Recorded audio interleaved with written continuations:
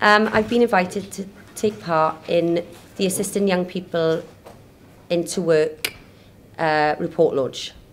There are quite a few recommendations in the report that I think are essential, and I'm really pleased to see them there. One being that work experience for learners should be made longer and the placement should be properly organised. Got one young person who is 17 years old and shan't be 18 until July. Her work placement finishes next week. She's gained a variety of training, academic and on-job training. We need more advice on how to support this young person further. Otherwise, we're setting them up for a fall, and I feel a bit disheartened about that. They don't know how to find work.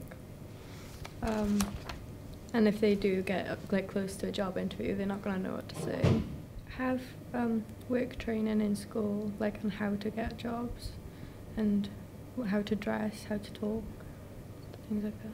One way that this could be taken forward and should go forward is that the relationship between the job centre, the people and Careers Wales, the people who supposedly have the advice and guidance and training and knowledge, if this could be filtered down to the employers, and when I say employers I mean charities, schools, also business of course, but also supporting the employer so that local businesses and the employer and other employers will be more likely to take on young people. What I'd like to see the Welsh Government do as a result of this report is take on all of the recommendations, especially in connection with transport, mainly the relationship between the job centre, Careers Wales and local employers and businesses.